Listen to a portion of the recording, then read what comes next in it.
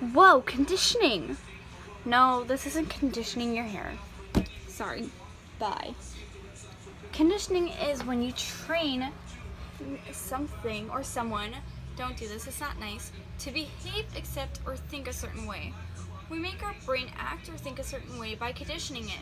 How though? Well, there's two different types of conditioning. There is classical and operant. Students often use classical conditioning when creating a routine, which I highly recommend. Students use behavior modification in order to change their study habits, conditioning our brain. Humans are a creature of habit, thus creating those good study habits is excellent. This can conclude all, but not limited to, finding a quiet environment. Memory games such as using flashcards or using soothing music, which I personally use to focus by conditioning my brain to focus whenever I listen to soothing music. To enforce this, many students use operant conditioning. Operant conditioning includes both reinforcement and punishment. Using reinforcement creates a positive response in our brain that makes us think, yay, this is good, let's do this. While reinforcement creates a negative response in our brain, making us go, no, I don't want to do this again. Don't make me do this. But if we apply this to studies, a type of reinforcement that we can use is getting a piece of candy. While punishment is getting a bad grade on the test, please study. What you can do to help make sure that you don't get this as a form of punishment is to not socialize. We could also take away our phones, take away those distractions. But there is more to operant conditioning than just that. There's both positive and negative responses to reinforcement and punishment. Now, however, you can't just simply memorize any terms or concepts. You have to challenge your brain. It needs to be able to branch out so it can actively learn. Active learning is a challenge that creates a solid foundation of knowledge. This is represented in the law of effect.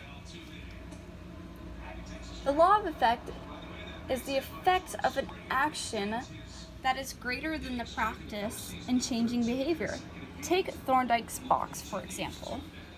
Thorndike placed a cat in a box. He had used food as a source of reinforcement to get the cat out of the box. Now, the cat was obviously discomforted by being in the box, so it would slowly figure out a way to escape this box, sooner or later figuring out there was a lever for it to get out and get to the food and no longer be annoyed. Day after day, the cat got faster and faster about this because it actively learned how to get out of the box.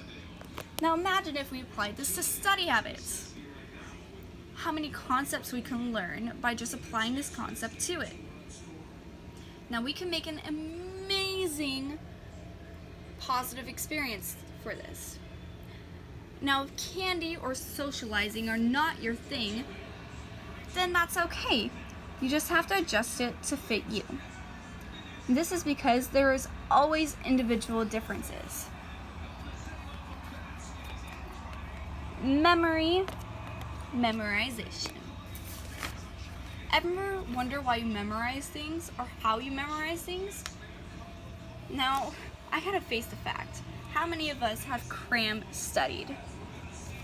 Have you ever wondered why you don't remember anything that you study when you cram study? This is because it doesn't go to our long-term memory.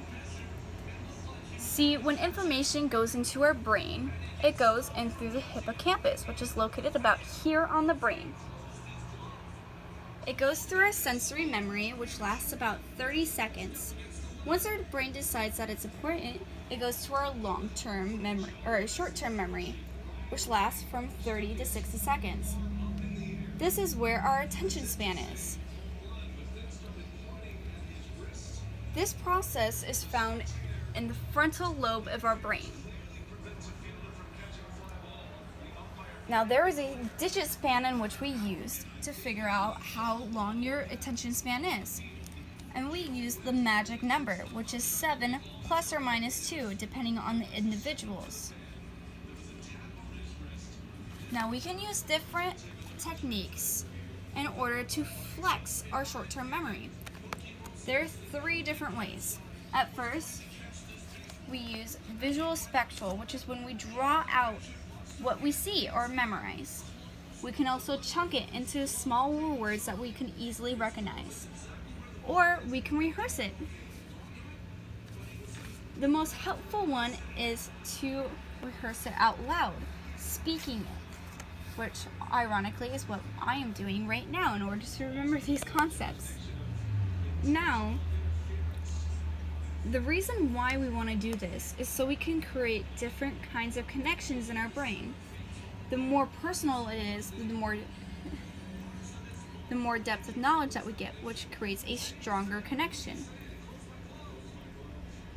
Now this allows us from a smooth transition from our sensory memory to our short-term memory, all the way to our long-term memory. This is called elaborate rehearsal.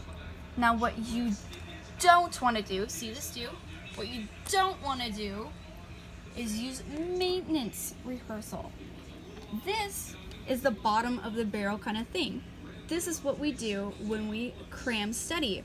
We remember just enough to pass a test or just enough to get past the situation. I highly don't recommend this way. You are unable to remember after a certain amount of time. And frankly, we are all striving for knowledge, so let's just not go that place.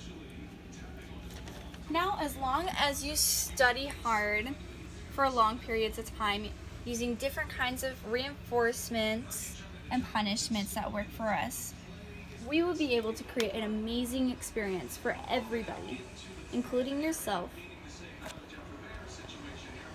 So you know what you gotta do? You gotta ace that test.